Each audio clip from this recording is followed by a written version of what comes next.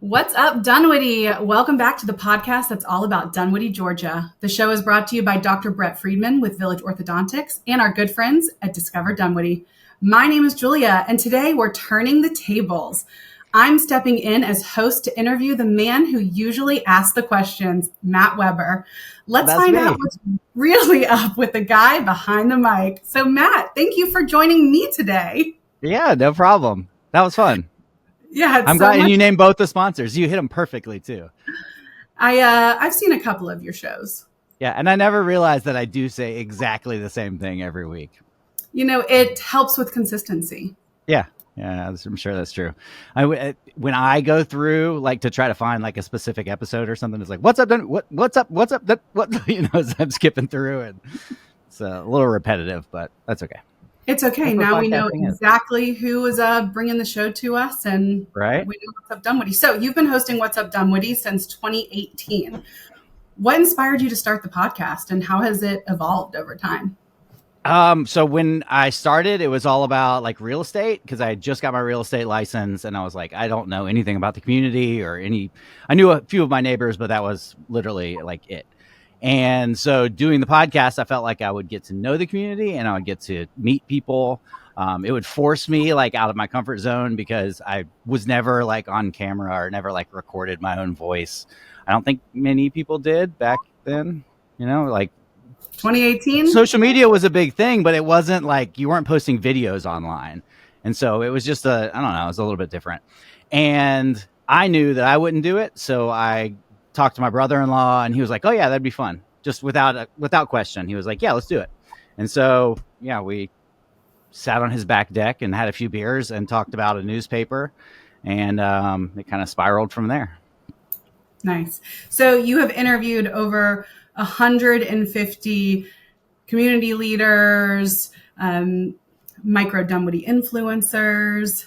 Tell me a little bit about which conversation has stuck with you the most, and what's been the there most was a Julia and Greg were a couple that no, I don't know.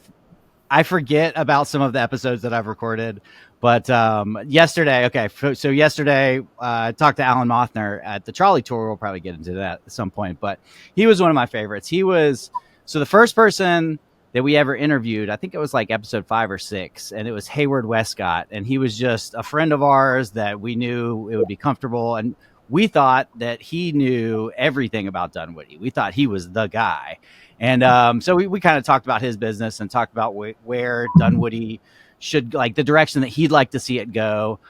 He mentioned that he really wanted a Dunwoody rooftop bar, and so that was a joke for 200 episodes until we finally got a rooftop bar. But he introduced us to Alan Mothner. He was like, here's 5 people to interview, and he gave us some names. And the only one that I really remember is Alan Mothner because he ran the Dunwoody Nature Center at the time. And he was just an amazing guy, or is an amazing guy. And so I ran into him yesterday on the trolley tour, and it kind of brought back memories of how there was a lot of people that gave us a chance at the very beginning.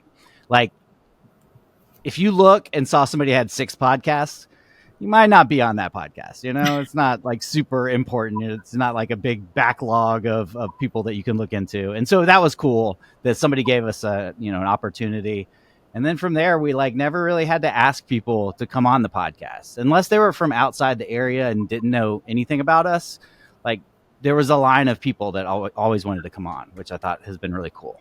That's awesome. Have there been long-winded a little bit? I'm used to asking the short questions. So I know now we have you in the hot seat. Yeah. Well, I told you that Greg and I's goal, one of the funny first goals that we had when we started Mr. and Mrs. Dunwoody was got to get on that podcast, got to be on What's Up Dunwoody. So I mean, you're not anybody until you're there, right? Absolutely not. Talk to me about challenges. Have there been any unexpected challenges or surprises since you started podcasting? I don't know. Challenges. Everything kind of changes over time. Like, I did the audio thing for a long time, and things would come and go. Like, the city reached out, Jennifer Betcher, who is just absolutely wonderful as a communications director. And for a while, she wanted to record, or I think I talked her into it, like a minute long, just snippet of what's going on in the city. And so she would send that to me, and I would put that as an episode of the podcast. And it was just like a quick little thing. That was pretty cool for a while. And then, the switch to video has been, I think it's kind of been a game changer, just because podcasts have turned into, like, now I listen to my podcast on YouTube, and I'm not always watching it, but there's always a video of it. Like, all of my favorite podcasters have a YouTube video where you kind of get to know people a little bit better if you can see them and, I don't know, see their crazy facial expressions and stuff. For sure. It's totally a game changer. I agree. Because I still will occasionally listen on Spotify or something like that, but I do tend to listen mostly with YouTube. And, you look every once in a while to see what's happening and how they're laughing and enjoying being together, especially. Right. You definitely feel closer with the audience. But we used to actually record in person. And so people would come to my house and I would have to like clean the house every day. And Sasha was not a fan of having a new person in our house like once a week. Because at that time, I guess I was probably doing them once a week. And I would try to like batch record them where 2 people would come in. Oof. So like Mayor Lynn would come in at 9, and then at 10 o'clock, some restaurant, owner would come in, and Lynn would be leaving. And it was cool that I got to introduce them and like kind of be that matchmaker. But yeah, as challenges, I don't know. Everything has changed, but I enjoy that. Like, I love the tech side of things, like you do, kind of. And I mean, I don't know if it's a challenge as much as just more fun. Right. And now you're evolving with AI and been having a lot of fun with avatars and things like that. I like being the first one to do stuff. And I'm sure that most people have seen like avatars out in the, on social media, but it's cool that, I don't know, not many people are doing them. And so I like to be the first one to try to do stuff. Yeah. Well, you're not just the voice of What's Up Dunwoody.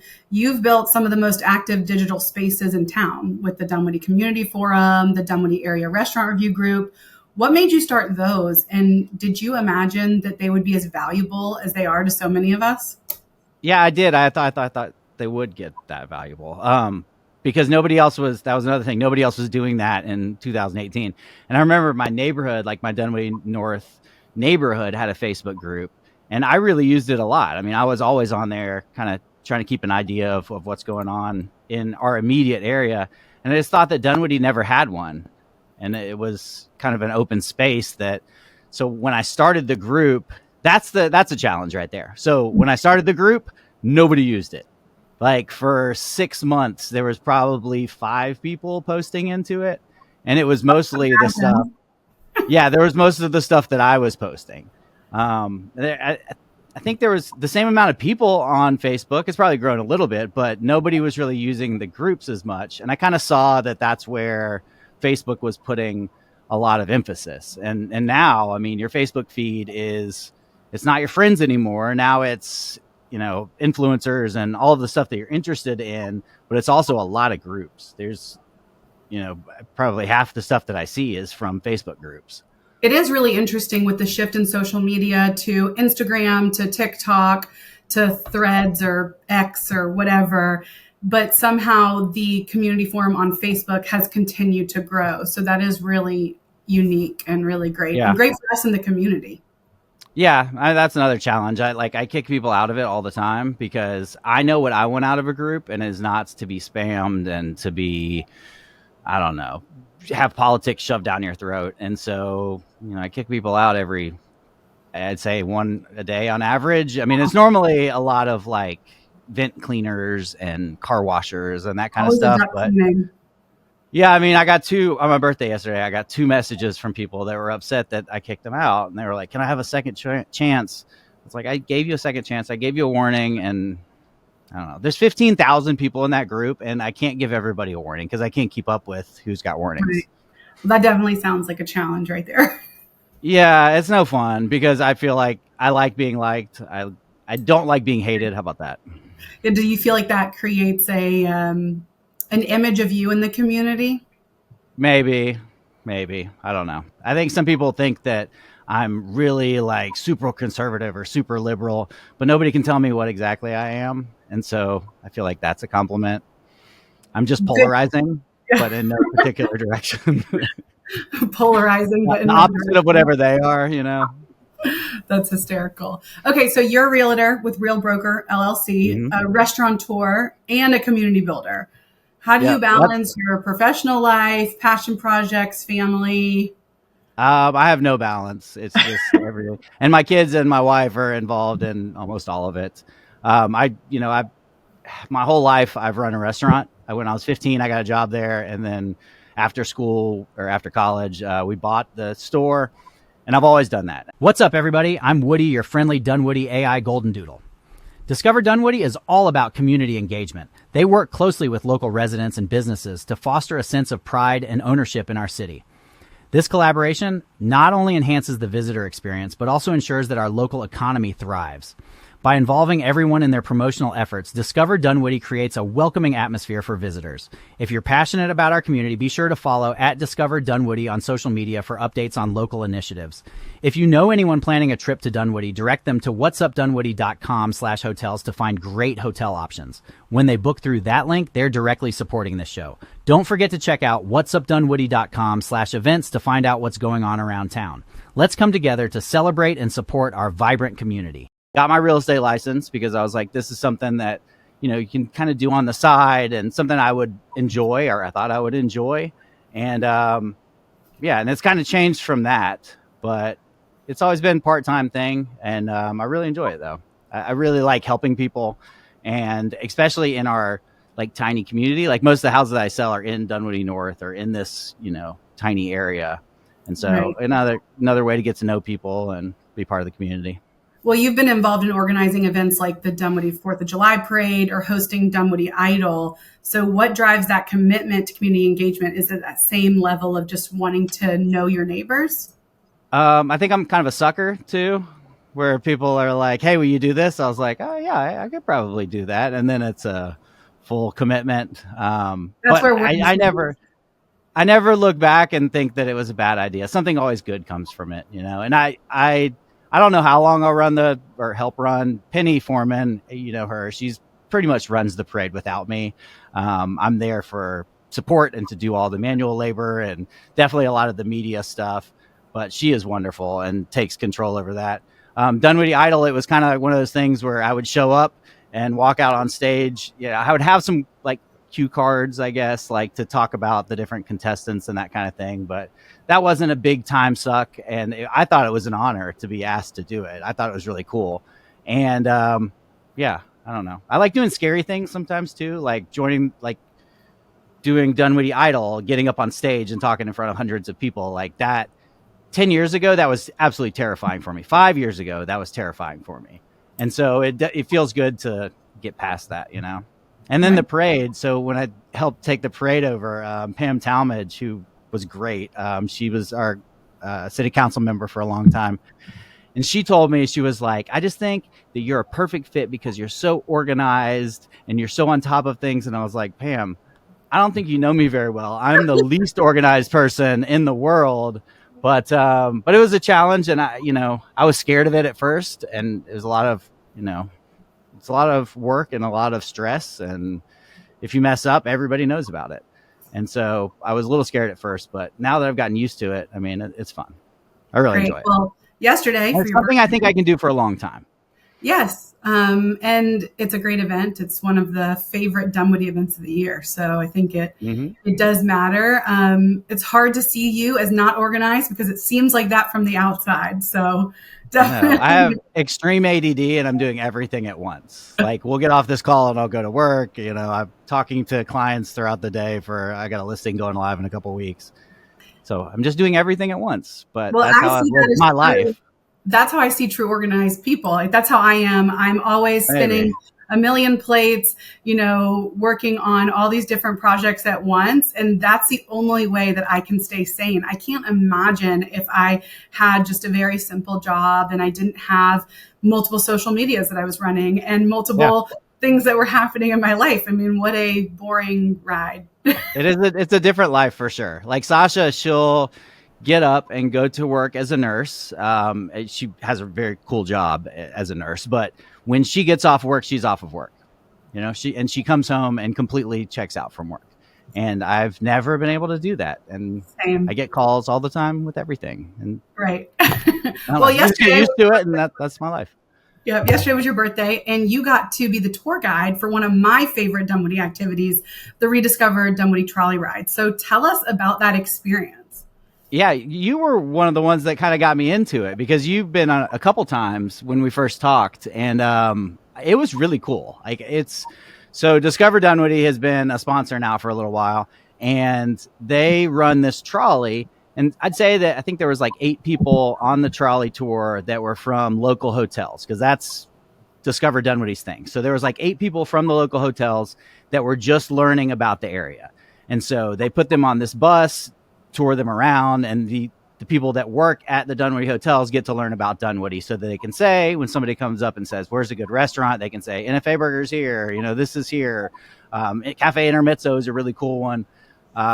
And so they got to learn about it a little bit. But then the other, whatever it was, 20 people that were on the bus were, probably better than I do. It was 3 or 4 of the exact same people that had been multiple times. And then the other ones were just like, we thought this would be fun, so we showed up. Is that kind of what you've seen on yours?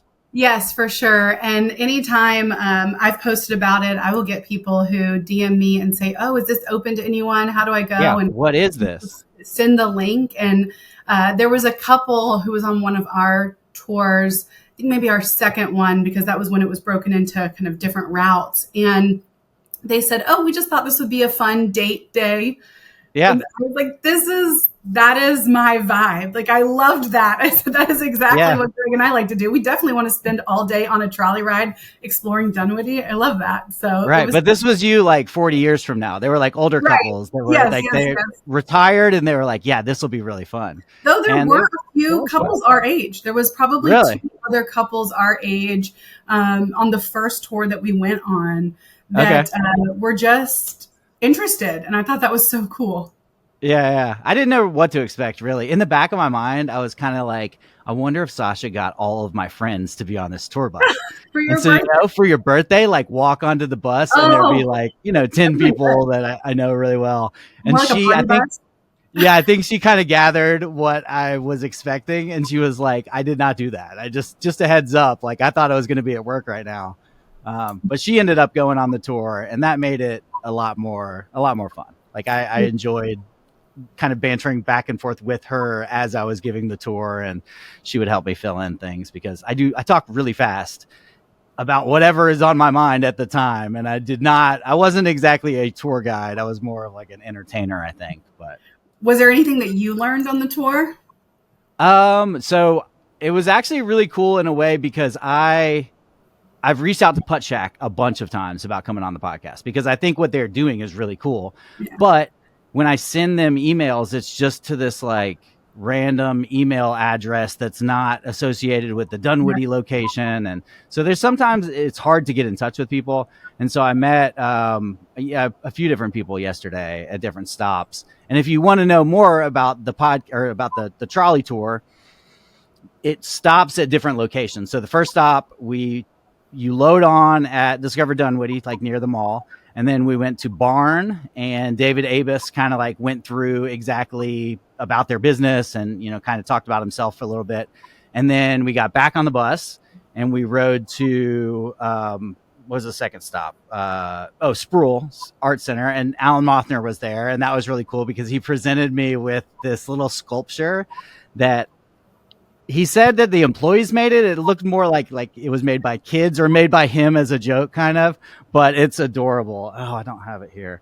It's this little sculpture that's kind of crazy. It's kind of like, I don't know, the Nightmare Before Christmas, I guess. Okay. But it's cute. And so he gave me that. And then we went to Politan Row. We went to Putt Shack, Agave, Bandito, I think it's called, over by High Street. Most of the tour bus had never heard of I Street, and we got off and they walked up and were like, whoa, this is amazing. A lot of people had never been to Ashford Lane. We went to Ashford Lane and people had never been there before. And so it was eye-opening. part of the tour, I thought I was going to get like real deep, like the stuff that we're talking about now with like individual business owners and like that kind of thing. And it was really like, I started asking around, like who lives in Dunwoody. Half the tour bus didn't live in Dunwoody. They lived like close by. And so it was kind of eye opening how little people know about the community. But I think back to like when you and I first started doing this kind of stuff, like, you know, why would you know anything about the community?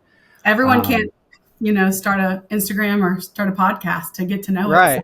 what we're here for. Or care enough to, everybody's got so much going on in their own lives that they don't know about the city and the community. And to me, that's like the most important thing. And I don't know if it was, I guess it kind of has always been that way. My dad kind of like built a community and was like the head of the church, or not head of the church, but he helped run the church, I guess. Community leader within the church. Right. Yes. He was not the minister by far. But, I always watched him doing that kind of thing. And I've always like coached my kids' teams and that kind of stuff. But I didn't know a whole lot about the community. And now, like, I might not vote in a regular election, but when it comes to like the local stuff, like I will definitely be there voting and understanding and trying to like teach other people about it. I'm not going to preach, red or blue down your throat, but I will talk about like the people that I like. And the importance of getting involved for sure. Well, and last question on the trolley ride is, but was there food? Was there drinks? Was there? There was. Tell me about that. There was all of those things. There was food at, I think, 3 stops. Farm Burger was the best food by far. And Farm Burger has been off my radar for a long time. We used to go to Farm Burger a couple times a week over in Georgetown. It's pretty close to man, I forgot how good it was, or good it is. They gave out little burgers. We got ice cream from David Avis. It was all free. Whatever anybody wanted, they would just bring them for free pretty much. There was mostly samplers, that kind of thing. And then Agave gave drinks out.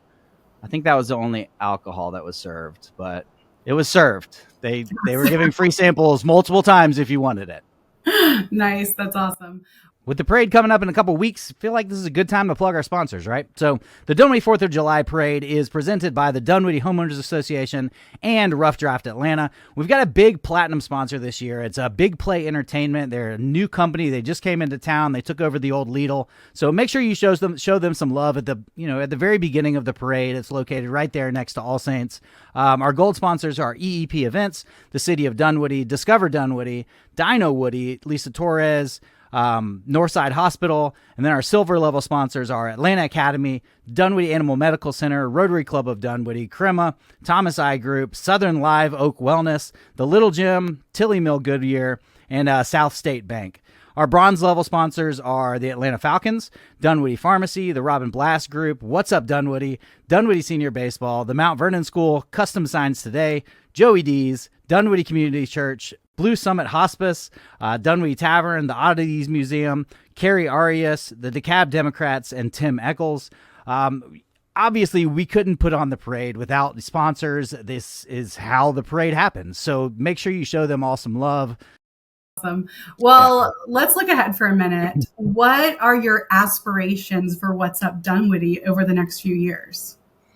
I don't know. I always knew, you said the Facebook group, like I always knew that was going to be really big. The podcast was, honestly, it was just for me. Like, I think you've kind of gathered that from what we've talked about. Like, I don't know. It doesn't have to be huge. It's more for me and building myself and getting to know the community. I like that people have seen every episode. You might be the only one that's seen every episode. But there was a guy on the trolley tour that said, he was like, I've listened to a whole bunch of them, like the last 20 or 30 for sure. And that's cool.